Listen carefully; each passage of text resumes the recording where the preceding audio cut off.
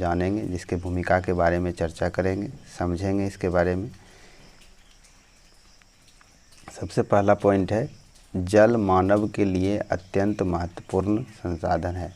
जल मानव के लिए अत्यंत महत्वपूर्ण संसाधन है, ये तो आप लोग भी जानते हैं। अगला नेक्स्ट पॉइंट है, एक और जल मानवीय प्रलय का भी रूप है। मतलब एक और जो है जल जो है मानव जीवन के लिए प्रलय का भी रूप है। वही दूसरी तरफ वही जल मानवीय आवश्यकताओं को सरल और सुगम बनाने में बहुत ही बड़ा योगदान है। सरल और सुगम सभ्यता को बनाती है, रचती भी है।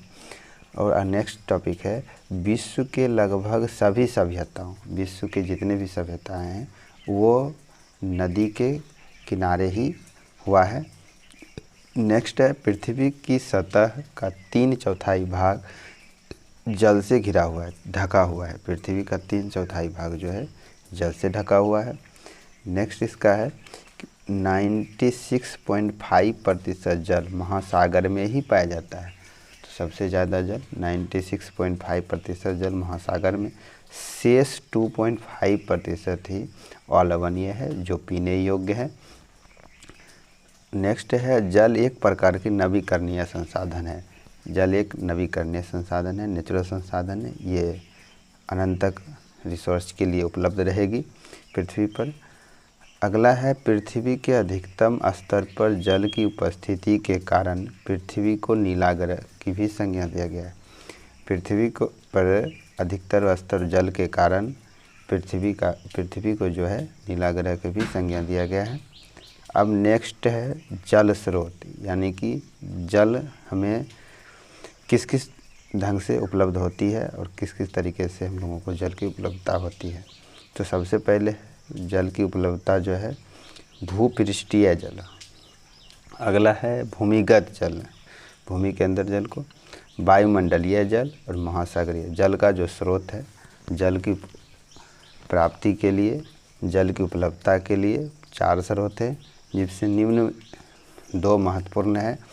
जिसको पहला है भूपृष्ठीय जल या धरातलीय जल, भूपृष्ठीय जल या धरातलीय जल, इसके बारे में हम लोग चर्चा करते हैं।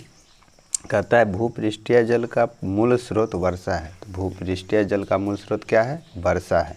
ये वर्षा से ही प्राप्त होता है। वर्षा के लगभग 20% भाग जब बारिश होती है तो उसका जो भी पृथ्वी के ऊपर जो जल रहते हैं उसका 20% भाग वाष्पित होकर वायुमंडल में चला जाता है, उड़ जाता है। अब कुछ अंश भूमिगत हो जाते हैं, जो कुछ अंश बच जाते हैं वो भूमि के अंदर चले जाते हैं, जबकि अधिकांश भाग जो है नदी, नालों, झील और तालाबों तथा छोटा मोटा गड्ढा उड्ढा में मिल जाते हैं। शेष जल जो बच जाता है सागर एवं महासागरों में जा मिलता है। उपरोक्त सभी भूपृष्ठीय पर पाए जाने वाले धरातलीय जल कहलाते हैं। जितने भी भूपृष्ठीय पर भूमि पर पाए जाते हैं ये सभी जल धरातलीय जल कहलाते हैं। नेक्स्ट है भूमिगत जल या भौम जल, भूमिगत जल या भौम जल। अब भूमिगत वर्षा जल के धरातलीय छिद्र से जब बारिश होती है तो जो धरातलीय छिद्र होते हैं उससे रिस कर कठोर शैलीय आवरण पर जमा हो जाता है। रिस कर धरती के अंदर जाने के बाद वो कठोर पत्थर पर जो है वहाँ जाके वो जमा हो जाता है और इसे हम लोग भूमिगत जल कहते हैं। जल संसाधन का वितरण। नेक्स्ट है अधिकांश जल दक्षिणी गोलार्ध में पाया जाता है। अधिकांश जल किधर पाया जाता है? दक्षिणी गोलार्ध। यहाँ से एक पीवीआर ऑब्जेक्टिव भी हो गया आपके लिए, इसलिए इसे जल गोलार्ध के नाम से भी जाना जाता है। जल गोलार्ध के नाम से भी जाना जाता है।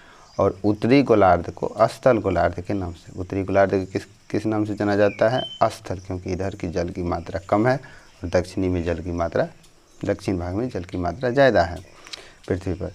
अब नेक्स्ट है भारत में प्रतिवर्ष 4000 घन किलोमीटर जल वर्षण से 1869 घन किलोमीटर जल भूपृष्ठीय जल प्राप्त होते हैं। भारत में प्रतिवर्ष हर एक साल में 4000 घन किलोमीटर जो है बारिश घन जल वर्षण से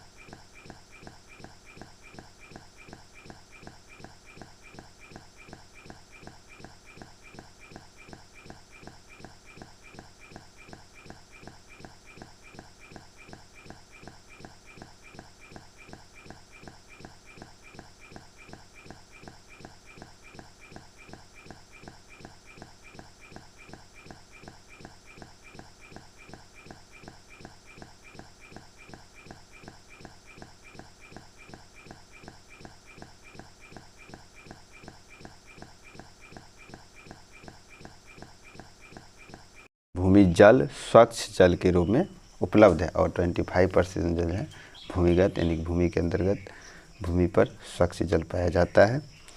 अब देश का 42% जल उत्तरी क्षेत्र में पाया जाता है। तो पूरे देश का, वर्ल्ड का 42% जल जो है उत्तरी क्षेत्र में पाया जाता है।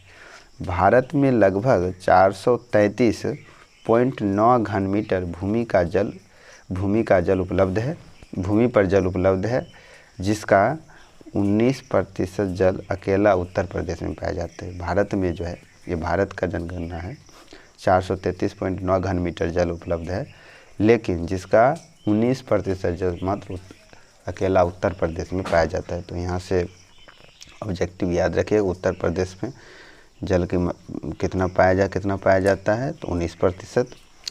अब नेक्स्ट है जल संसाधन का उपयोग। अब हम जल संसाधन का उपयोग कैसे करते हैं? तो जैसे जल संसाधन को हम लोग पीने में करते हैं, घरेलू कार्य में करते हैं, सिंचाई, उद्योग, जन स्वास्थ्य, स्वच्छता, मल मूत्र विसर्जन इत्यादि। नेक्स्ट पॉइंट है जल विद्युत निर्माण, जल विद्युत बिजली, परमाणु संयंत्र शीतलन का ठंडा करने में काम आता है, मत्स्य पालन मछली पालने के लिए, जल कृषि खेतों में हम लोग फसल उपजाने में प्रयोग करते हैं, वानिकी, जल क्रीड़ा, ये सभी जितने भी पॉइंट मैंने चर्चा किए ये सभी जल संसाधन का उपयोग है। जल से ही ये सारे चीज़ चलते हैं। अगला नेक्स्ट है कि प्राणियों में 65% पौधे में 65 से 99% जल का अंश विद्यमान है। एक यदि क्वेश्चन यहाँ से पूछा जाए कि प्राणियों में, जीवों में कितना प्रतिशत जल शरीर उपलब्ध रहता है, तो 65%। और ये पूछा जाए पेड़ पौधे में कितना प्रतिशत जल रहता है, तो 65 से 99% जल इसमें। नेक्स्ट टॉपिक जो है कमिंग सून है बहुउद्देशीय परियोजना, और हमारे इस चैनल को सब्सक्राइब कर ले ताकि सारे नोटिफिकेशन आपको समय समय से मिलते रहे। सो थैंक यू, धन्यवाद।